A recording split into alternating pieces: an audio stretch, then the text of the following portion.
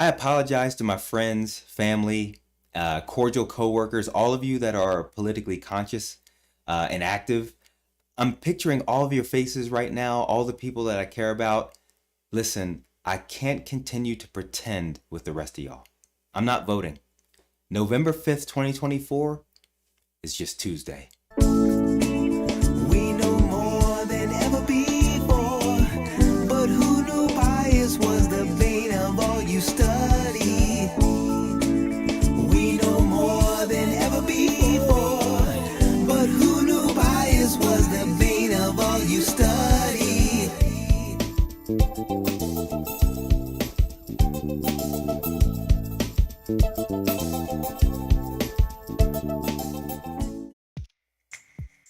I'll get to the two candidates in a second, but I don't want the main point of this video to get lost. This is not about the Democratic and Republican parties of the United States. This isn't about liberals versus conservatives. It's not about men versus women, black versus white, LGBTQIA versus the world. Listen to me, less than 500 people in Washington, D.C. perform resource management for 300 million Americans. And if the President of the United States really is the leader of the free world, as that office is often referred to, many more people than that.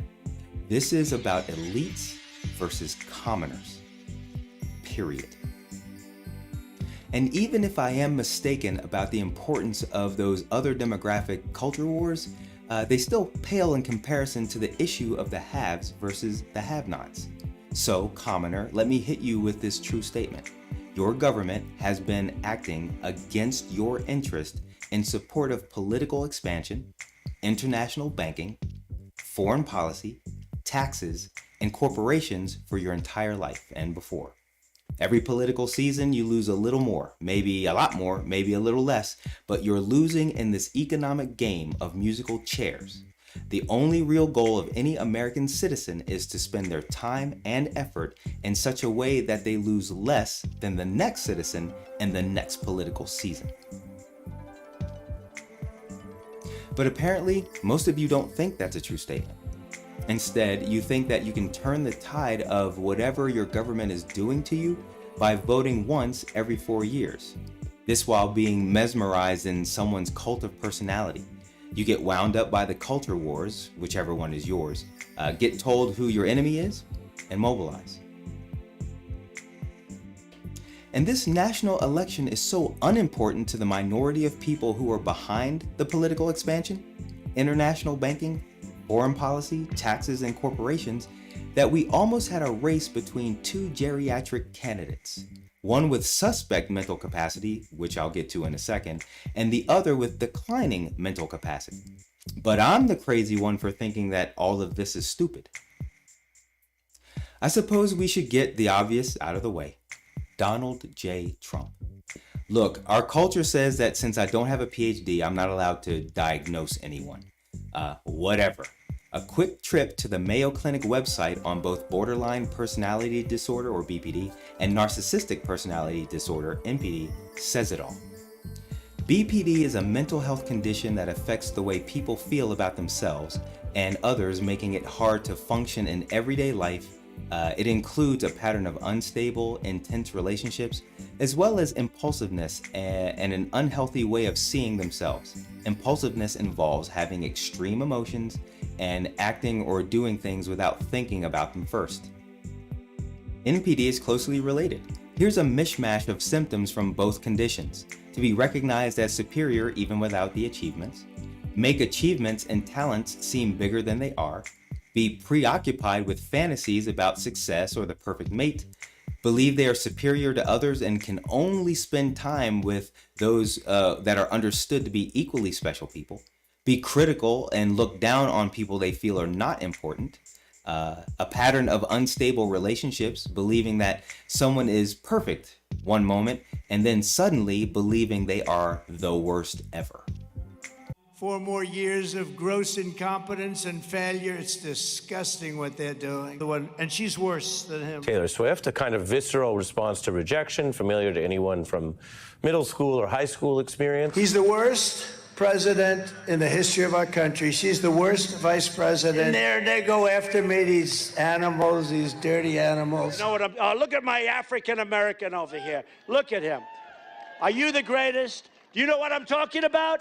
Nobody's stronger than me. Nobody has better toys than I do. There's nobody bigger or better at the military than I am. Nobody loves the Bible more than I do. Nobody builds walls better than me. Nobody's better to people with disabilities than me. Nobody's fighting for the veterans like I'm fighting for the veterans. There's nobody that's done so much for equality as I have. There's nobody more pro-Israel than I am. There's nobody more conservative than me. There is nobody that respects women more than I do. Nobody would be tougher on ISIS than Donald Trump. There's nobody's ever had crowds like Trump has had. There's nobody that understands the horror of nuclear better than me. And nobody even understands it but me. It's called devaluation. The sale of the uranium that nobody knows what it means. I know what it means. Nobody knows more about trade than me. Nobody knows the game better than I do. Nobody in the history of this country has ever known so much about infrastructure as Donald Trump. I know the H-1B. I know the H-2B. Nobody knows it better than me. Nobody knows politicians better than I do. Nobody knows more about taxes than I do. Nobody knows more about debt than I do. Nobody knows the system better than me, which is why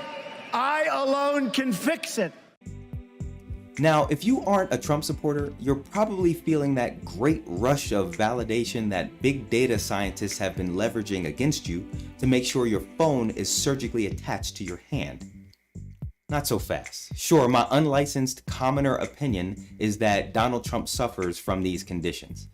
More than anything else, it's the main reason I think he shouldn't be, among other things, the commander-in-chief of the most powerful military in the world. But a lot of people seem to agree that he suffers from these conditions. And for some strange reason, they think it's funny. Please vote for Trump so Haitian immigrants don't eat us. One of Trump's delegates posted this image of him rescuing cats, which I'll tell you, I can buy Trump grabbing two pussies at once. Soon all the ghastly ghouls will be roaming the streets of New York, because on Sunday, Donald Trump will hold a rally at Madison Square Garden. Yeah. No one should be joking about the fact that someone who may suffer from NPD or BPD has been, past tense, the President of the United States, and can be again. That isn't an indictment of former President Donald Trump. No, it's an indictment of the American people. If I remember correctly, while he was in office, the Surgeon General gave the former president a clean bill of health. I have to ask, what examination did he go through? And it's not just conservatives. I will remind you, again, my liberal friends, that the only reason this race isn't between former President Donald Trump and current President Joe Biden is because the Democratic Party of the United States failed to hide the president's declining health in a national debate. Rational viewers, the emperors have no clothes. Now, Vice President Kamala Harris. In my video, The Real Reason US Men Don't Count, I talk about how corporations ignore American men because they don't spend like their American sisters. And likewise, political bodies ignore American men because they don't vote like their American sisters. What do corporations do? They sell products based on need, fear, and fantasy. What are governments supposed to do? They're supposed to address the issues of the people, making sure the playing field is level. So the needs, fears, fantasies, and political issues of men are largely ignored because there's no money or vote in them. Worse than that, American men, depending on which demographic you're talking about, are identified as the political enemy of some other voting demographic. Okay, so nobody cares about men's issues, and men can't complain about men's issues without derision. Some people say that men don't even have any issues, especially when compared to other demographics. In fact, the only time men's issues are brought to the forefront is when the outcome of those issues negatively affects groups other than men.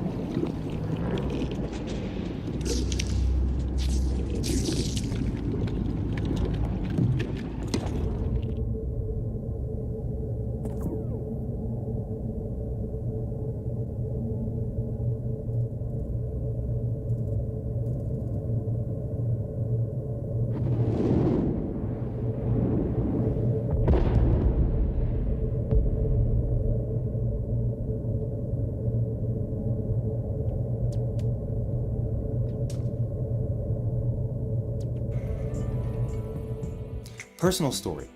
After, and probably because of, a disastrous childhood and young adulthood, I became a person that generally has their stuff together, so to speak. People who knew me when I was younger, they would probably be blown away to see me now. And after years of having my stuff together, somewhere between 2014 and 2016, I had an epiphany. I noticed that the people in my sphere of influence tended to only open dialogues with me when they wanted or needed something. I had a so-called friend ask me to help him move after his wife left him, and then not invite me to his Super Bowl party just a few weeks later. True story. Dissecting that incident is the guts of another video, but suffice it to say, I didn't like it. Almost 10 years after realizing how people take stability for granted, I have a bit of a conviction about it now. I've noticed that whenever anybody describes a so-called real man, their definition usually has something to do with what that man is doing. My utility. I don't necessarily disagree, but as a result, I don't let people disrespect my utility. You don't take my ability for granted. People don't get to define what makes me a man through my utility in action and then tell me that I don't need any help, and then tell me that my mental health doesn't matter unless it affects them, and then demand my help as if it's owed to them. So, after being ignored to ridiculed, the Harris campaign released the Opportunity Agenda for Black Men in a last-ditch effort to help her sobering numbers concerning black male voters. I downloaded and read it.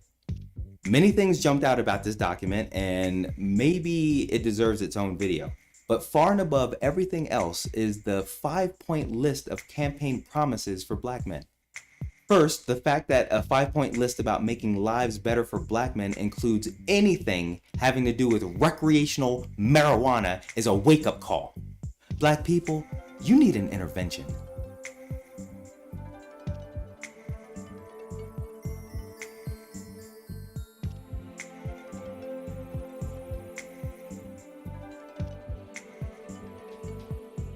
But anyway, the list of issues proves that all along somebody knew what black men's issues were, which means they were being ignored on purpose all this time.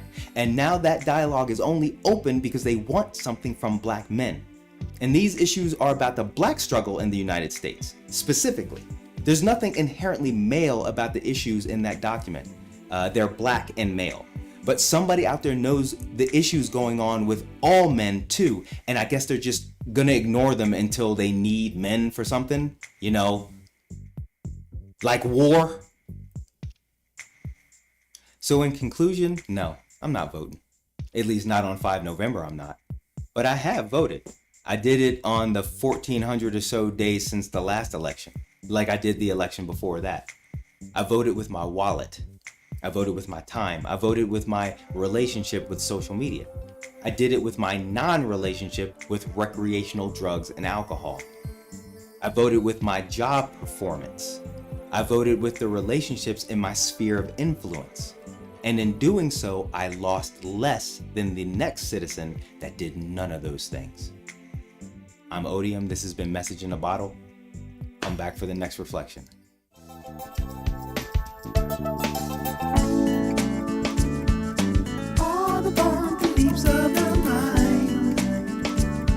What's real or what's right has so little to do with those minds.